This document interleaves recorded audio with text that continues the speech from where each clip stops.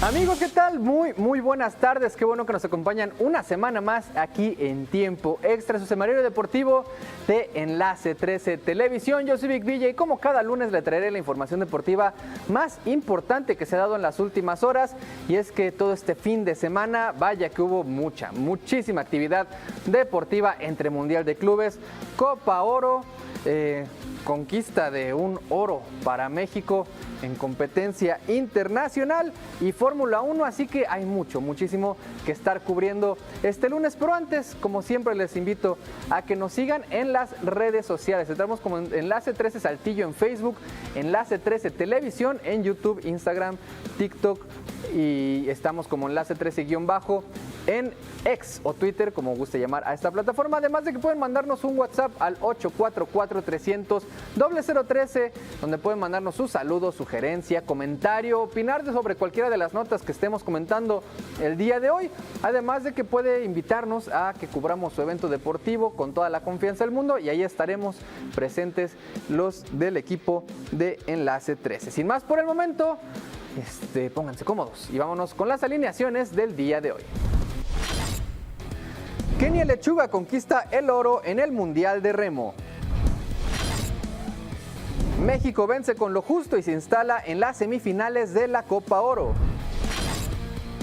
Lando Norris conquista el Gran Premio de Austria de manera impecable. Jake Paul derrota a Julio César Chávez Jr. y enciende la polémica. Y les traemos lo mejor que ha sucedido en los octavos de final del Mundial de Clubes. Y bueno, amigos, empezamos hablando de Kenia Lechuga, competidora mexicana que estuvo en el Mundial de Remo y se llevó el oro para nuestro país, para ella. Y la verdad, representando muy bien a México en esta competencia internacional, como siempre y como se los hemos repetido infinidad de veces. Y más hoy que hablamos justamente de la selección mexicana, le damos mucha importancia al fútbol, que sí la tiene y está bien, pero a veces no volteamos a ver estos atletas que ponen mucho mejor y más en alto el nombre de nuestro país alrededor del mundo, con mucho más esfuerzo, con muchos menos recursos y haciéndolo de forma, pues la verdad, mucho más digna. Y bueno, es que la mexicana Kenia Lechuga logró una hazaña histórica al coronarse campeona de la prueba de Scull individual femenil ligero en el Mundial de Remo celebrado en Suiza. Con un tiempo de 7:33,64 superó con contundencia a la austríaca Lara Terenfeld y a la ucraniana María Sanover, quienes completaron el podio. Esta medalla representa un hecho sin precedentes para el deporte mexicano, ya que Lechuga se convierte en la primera atleta nacional en conquistar una Copa del Mundo de Remo en categoría senior. La remera olímpica reafirma su lugar en la élite mundial con una actuación impecable. Este triunfo se suma a una temporada brillante para la originaria de Nuevo León, quien ya había ganado el oro en Veraz, Italia, y acumula 5 preseas en 5 Copas del Mundo. Tras un ciclo olímpico complicado en París 2024, Kenia Lechuga resurge con fuerza y apunta ahora al Mundial de Shanghái en el mes de septiembre. Sí, como les digo, orgullo mexicano, la verdad muy buena participación de Kenia Lechuga. Un oro siempre va a ser bienvenido en nuestro país. Vamos a ver cómo le va en septiembre en la competencia en Shanghái y además cómo le va en el clasificatorio para el para las Olimpiadas de Los Ángeles dentro de 2 años. Así que pues hay que estar bastante pendientes de lo que suceda con Kenia Lechuga, porque como les digo, orgullo mexicano y una mexicana más poniendo el nombre de nuestro país donde debe ser, muy en alto. Ahora, amigos, pasamos a la Copa Oro, a este torneo de la CONCACAF en el que se define el campeón regional en selecciones. Y México con lo justito, con lo necesario y apenas ahí haciendo un partido sin mucha lucidez. Venció 2-0 a una Arabia Saudita que venía siendo, o sea, recordemos que Arabia Saudita es invitado en esta edición de la Copa Oro, venía siendo un buen torneo y en esta ocasión simplemente las cosas no le salieron y la selección con muy poco les bastó para una derrota por 2 goles. Y es que sí, la selección mexicana logró su boleto a las semifinales de esta Copa Oro tras imponerse 2-0 a Arabia Saudita en un duelo trabado y sin brillo, pero que se resolvió con eficacia. Alexis Vega abrió el marcador al minuto 50 tras una asistencia precisa de Raúl Jiménez y la validación del VAR. Y en el tramo final, un autogol de Abdullah Madusev sentenció el encuentro. Javier El Vasco Aguirre apostó por una mezcla de experiencia y juventud, destacando el debut de Guillermo Mora, quien con sus apenas 18 años mostró personalidad y solvencia en el medio campo, con una alta precisión en sus pases y una buena lectura del juego. Salió entre aplausos al minuto 73 de acción. Aunque Arabia empujó con más corazón que claridad, México resistió sin mayores sobresaltos y dio un paso firme en su camino hacia el título. Ahora el Tri enfrentará a Honduras en semifinales con la confianza reforzada y una base sólida que combina talento emergente y rodaje internacional. Aquí lo que falta, porque sí, justo tenemos talento emergente, tenemos rodaje internacional, pero ¿qué falta? Estilo, claridad y saber a qué se juega, y lo repito siempre. Y es que dirán, ¿a qué se refiere este tipo cuando dice jugar a algo? ¿A qué juega la selección? Es que si tú ves 2 o 3 partidos de la selección mexicana, 3, 4, 5, nunca hay un estilo claro. Un partido se juega a una cosa, otro partido se juega a otra y otro partido se juega a otra, porque esta selección simplemente sale y dependiendo de lo que haga el rival, se acopla, pero no de una manera pragmática e inteligente, sino de una manera de que realmente no hay un timón que seguir. Mientras la selección no imponga condiciones en los partidos y más ante rivales en el papel inferiores como son los que se enfrentan normalmente en la Copa Oro, cuando nos enfrentemos a selecciones de mucha más categoría, como sea una Alemania, un Francia, España, Argentina o Brasil, pues como no tienes las cosas claras, va a ser imposible acoplarse al encuentro porque vamos a depender de lo que hagan los otros, y si los otros nos superan ampliamente y su talento es mucho mayor, no hay mucho que hacer para la selección. Así que eso es la parte preocupante. Podremos ganar la semifinal, podremos incluso llevarnos el título de la Copa Oro. Pasó con el mismo Jimmy Lozano y eso no garantizó un buen trabajo en su gestión. Al final la Copa Oro no es un parámetro para saber si la selección está bien o está mal. Así que falta mucho, falta muchísimo, pero lo que se está haciendo no me indica que vaya a haber una mejora clara y me da muy poca confianza para lo que se avecina en el Mundial del próximo año. Pero bueno, es lo que hay y hay que ver si México de alguna forma encuentra el camino. Por otro lado, Estados Unidos y Guatemala completan las semifinales en una jornada de alto voltaje y vaya sorpresas que se dieron. Estados Unidos sufrió, pero avanzó a las semifinales de la Copa Oro al vencer 4-3 en penales a Costa Rica tras empatar a 2 en el tiempo reglamentario. El arquero Matthew Freese fue la figura al atajar 3 penales, frustrando a los dirigidos por Miguel Herrera, que se despidieron del torneo con un sabor amargo. Costa Rica comenzó ganando con un penal de Francisco Calvo, pero un autogol de Alexis Gamboa y un tanto de Maximilian Arfsten le dieron la vuelta al marcador. Aún así, Alonso Martínez empató y forzó la tanda definitiva, donde Keylor Navas mantuvo a los suyos con vida hasta que la precisión estadounidense terminó por sentenciar el pase. Guatemala, por su parte, hizo historia al meterse en los 4 mejores del torneo por primera vez en 29 años. Los dirigidos por Luis Fernando Tena, otro mexicano, empataron a 1 ante Canadá y se impusieron 6-5 en una dramática tanda de penales.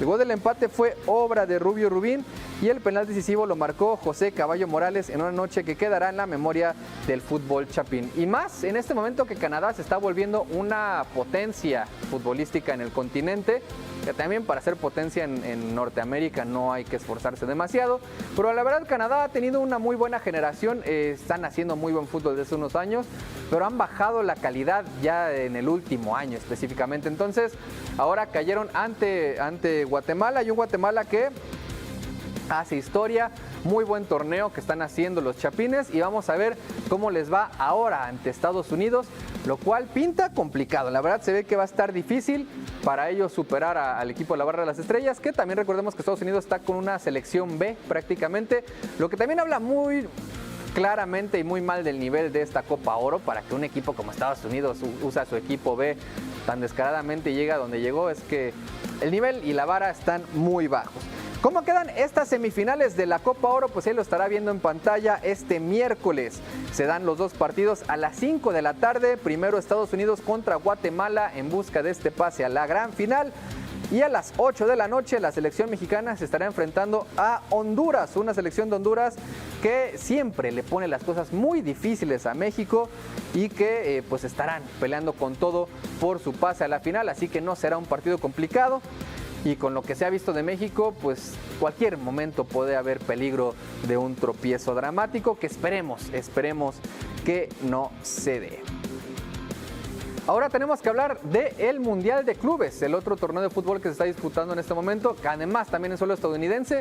Mundial de Clubes que sigue siendo marcado por el tema de las tormentas eléctricas, y si el próximo año, en estas mismas fechas, se va a disputar el Mundial de Selecciones, el de 2026, pues vamos a tener que estar bastante atentos a esto que está sucediendo con las tormentas eléctricas y los parones de los partidos, porque afecta el ritmo del encuentro, afecta a los jugadores y más que nada afecta a lo que es la competencia y al espectador, que tienen que esperar por horas. De hecho, el de ayer del Chelsea se suspendió por horas, lo cual pues hace las cosas bastante complicadas. Pero bueno, hablamos justamente primero de ese encuentro, Palmeiras contra el Chelsea. Ambos avanzan a los cuartos de final y chocarán en un duelo de alto voltaje. Primero el Palmeiras se convirtió en el primer clasificado de los cuartos de final tras vencer 1-0 al Botafogo en un partido entre brasileños en un tenso duelo. Y bueno, el partido se resolvió en el tiempo extra con un gol de Paulinho, en un encuentro trabado donde el Verdão, que es el Palmeiras, fue superior, pero careció de contundencia en los 90 minutos reglamentarios. Por su parte, el Chelsea selló su pase al vencer 4-1 al Benfica en un alargue lleno de emociones. Reece James abrió el marcador al 64 por un penal convertido por Ángel Di María al cierre del tiempo regular, llevó el duelo a la prórroga. Ahí los ingleses aprovecharon un error del arquero rival y sentenciaron con 2 goles más para firmar la goleada. Por esos resultados, Chelsea y Palmeiras se enfrentarán en los cuartos de final en un duelo prometedor entre potencia europea y gigante sudamericano. El partido está programado para el viernes 4 de julio y promete ser uno de los más atractivos de este torneo. Y la verdad, si un Chelsea-Palmeiras se agradece bastante que empiecen a haber esos duelos entre sudamericanos y europeos, que es lo que queda realmente, además de México, que vamos a ver con Monterrey cómo les va, pero pues es lo único que le va a poder realmente hacer competencia a los equipos europeos para que en la próxima fase no queden solo equipos de Europa, lo cual lo haría pues casi una eliminatoria de Champions, lo cual lo haría pues un poquito aburrido. Así que esperemos ver cómo va en este encuentro entre Palmeiras y Chelsea, que son los primeros clasificados, y hay otros 2 clasificados, por eso los veremos después de este corte, después de esta pausa. No le cambie porque tenemos más información sobre el Mundial de Clubes, la Fórmula 1 y la pelea entre Julio César Chávez Jr. y Jake Paul, aquí en Tiempo Extra.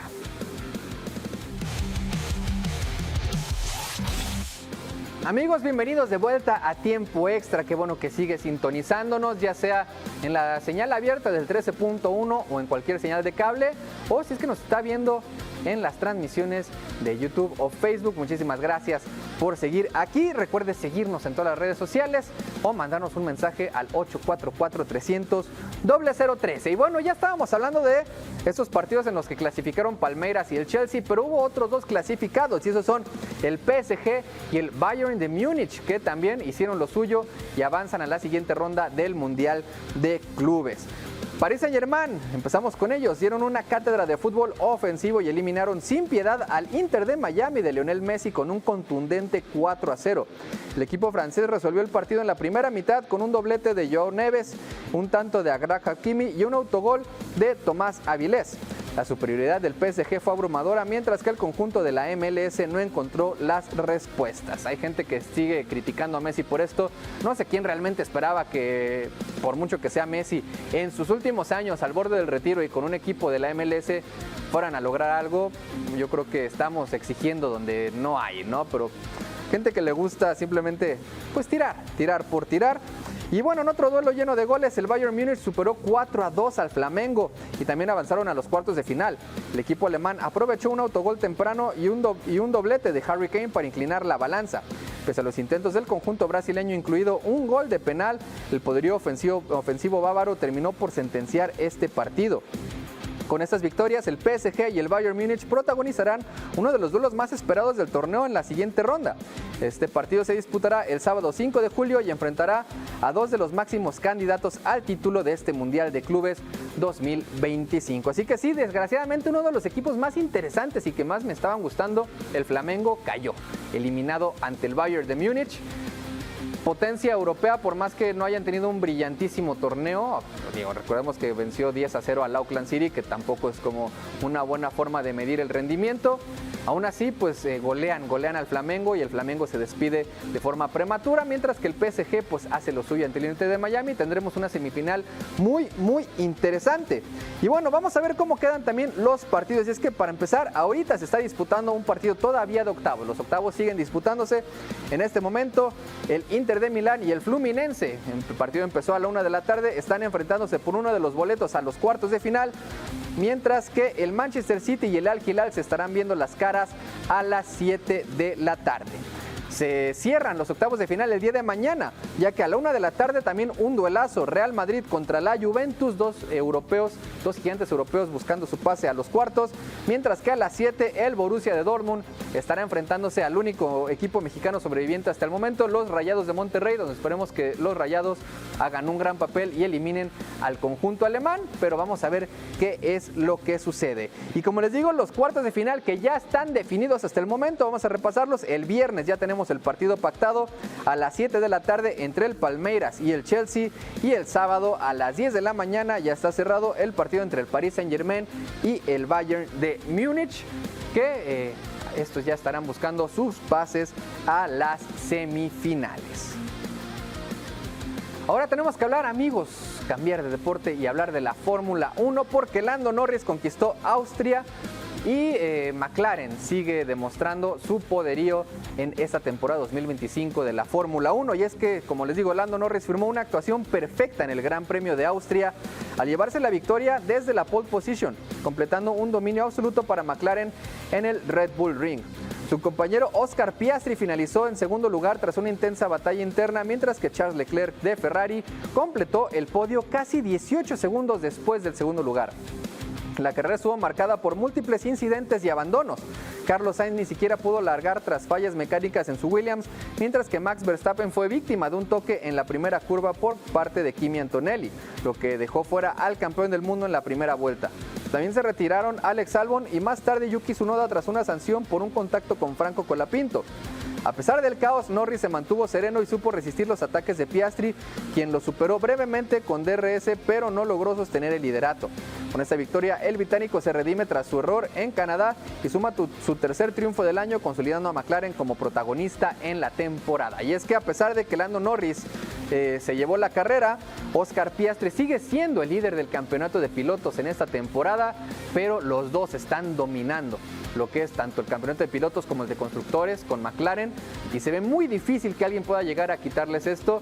Mercedes-Benz es el único que más o menos ahí les está compitiendo, pero aún así no están tan cerca, y ya muchos escalones más abajo está Red Bull, que no está haciendo tanto una buena temporada, y Ferrari, que a pesar de que siempre está ahí, pues también están teniendo un año bastante opaco, así que yo creo que este año va a estar pintado de color naranja, McLaren haciendo lo suyo, y mientras Norris y Piastri sigan dominando la competencia, el mismo campeonato de pilotos va a estar disputándose entre estos dos gigantes, lo cual pues puede restar emociones, pero al menos se hace algo distinto, y esperemos que otras escuderías aprendan de esto, que está bien tener un piloto principal y uno secundario, pero si quieres realmente dar competitividad tienes que hacer una competencia interna que exija a tus dos pilotos, y lo cual te va a dar mejores resultados y muchos más puntos en la tabla de clasificación. Así que pues muy buen año el de McLaren, y vamos a estar pendientes de todo lo que suceda en próximas carreras o todo lo que salga. Ya sabemos que días posteriores a las carreras siempre hay alguna noticia o alguna declaración que sale de parte de los protagonistas. Ahora tenemos que hablar de pues otra vez un espectáculo lamentable, y más específicamente por parte de Julio César Chávez Jr., que ya no está. Chávez Jr. ya no está, ya yo creo que todo esto, estas polémicas, adicciones y todo lo que ha pasado en los últimos años ya le pesó, y ha hecho pues, él mismo se ha encargado de tirar su carrera, y el espectáculo que dio ante el mundo en esta pelea con Jake Paul, el influencer, youtuber reconvertido a boxeador, pues fue bastante lamentable. Y bueno, vamos a repasar lo que sucedió ya que Julio César Chávez Jr. volvió a decepcionar en el ring, esta vez al caer por decisión unánime ante el youtuber Jake Paul en Anaheim, California. En una pelea de 10 asaltos, el estadounidense mostró mayor iniciativa desde el primer round, mientras que el hijo del legendario campeón mexicano ofreció una actuación irregular que dejó más dudas que respuestas. Paul dominó los primeros episodios con combinaciones insistentes y presión constante. Chávez Jr. en cambio fue lento en su arranque, demasiado pasivo y sin respuestas claras, aunque mostró algo de reacción en los asaltos intermedios. Apenas en el séptimo round logró arrinconar al rival, pero sin contundencia. El castigo al cuerpo y el desgaste físico inclinaron la pelea a favor del estadounidense. A pesar de un cierre más agresivo por parte del mexicano, Jake Paul resistió y se llevó la victoria con autoridad en las tarjetas. El resultado no solo suma un triunfo más a la carrera del influencer convertido en boxeador, sino que también profundiza la crisis deportiva de Chávez Jr., quien una vez más falló en estar a la altura del apellido que porta. Y es que aquí tenemos que tener algo muy claro, gente. Dejemos de pensar que porque alguien es hijo de alguien que fue exitoso en algo, va a ser igual. Por ejemplo, por ponerse un ejemplo, ahí está el tema de futbolistas que han tenido justamente estas carreras brillantes, y luego vas a sus hijos y sí, hay casos como por ejemplo Chicharo Hernández con el Chicharito o el Chaco Jiménez con el Chaquito, que pueden tener un rendimiento similar, o ahí más o menos empieza a vislumbrar algo grande. Pero hay otros casos donde simplemente no se da y no van a ser lo mismo. Por ejemplo, Johan Cruyff, que de los mejores futbolistas de la historia, mínimo está en el top 10 internacional histórico del fútbol, y Jordi Cruyff pues no es como que haya tenido la carrera más brillante de todas. Como entrenador también Johan Cruyff, de los mejores entrenadores en la historia, y su hijo, a pesar de que lo ha intentado, no tiene el mismo talento y no están obligados a ello.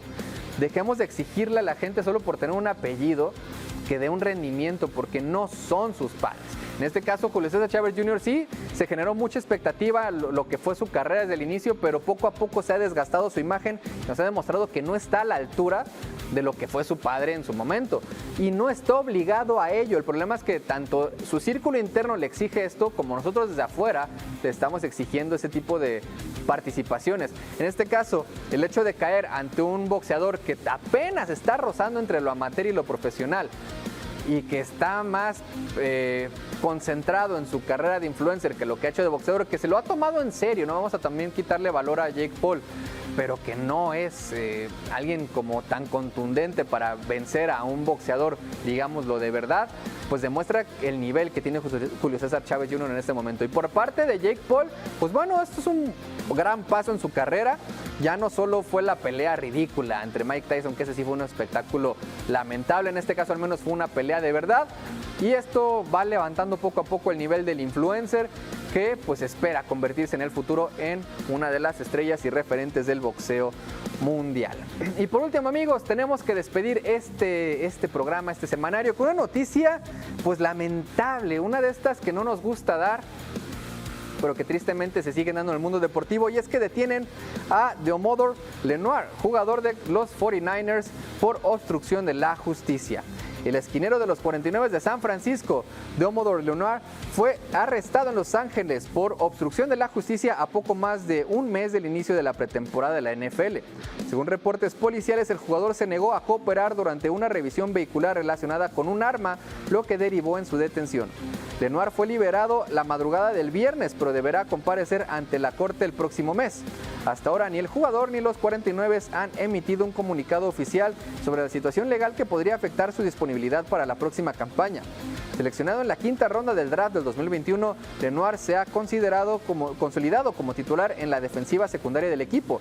En el 2024 firmó una extensión de contrato por 5 años más y $92 millones, lo que lo convirtió ese incidente en un foco de atención para la franquicia de San Francisco. Y es que ya con el antecedente de Tucker, el pateador de los Cuervos de Baltimore, pues es difícil ver estos casos, donde los jugadores, ya sea fútbol americano, fútbol, NBA, cualquier deporte, pues están envueltos en estas polémicas legales que pueden afectar su carrera. En este caso no es nada tan grave de momento como el caso de Justin Tucker, que sí ya es algo mucho más severo, que vamos a ver qué tanto afecta su carrera. Ya sabemos que no tiene que pagar más que 10 partidos de suspensión, pero vamos a ver si es que algún equipo profesional se atreve a darle el espacio y la oportunidad al pateador, al veterano pateador. En este caso, lo de Lenoir, pues bueno, puede arreglarse, no es tan grave de momento, supuestamente solo fue el negarse a una revisión, esperemos que esto no lo afecte demasiado, pero sí sería triste ver pues el potencial, aunque no sean grandísimos, pero el potencial, mucho o poco que tengan esos jugadores, frenado y mermado por polémicas y escándalos fuera de las canchas, y más cuando tienen que ver con temas legales que pueden evitarse fácilmente, simplemente pues intentando no desenvolverse tanto en ámbitos tan tóxicos, porque si hay armas involucradas, como en este caso, porque tal vez no te estás juntando con la gente correcta. Pero bueno, ahora sí que cada quien sabe cómo manejar su vida y su carrera. Amigos, con esta reflexión terminamos este noticiero, este espacio deportivo. Muchísimas gracias por haber estado con nosotros una semana más aquí en Tiempo Extra. Recuerden que pueden mandarnos un mensaje por WhatsApp al 844-300-0013, seguirnos en todas las redes sociales, estamos en todos lados, y también estamos en la página web enlace13tv.com, donde estarán encontrando también las noticias actualizadas todos los días de lo que hay en el acontecer diario del mundo deportivo. Muchísimas gracias por estar con nosotros. Si está comiendo, tenga un buen provecho y nos vemos la próxima semana.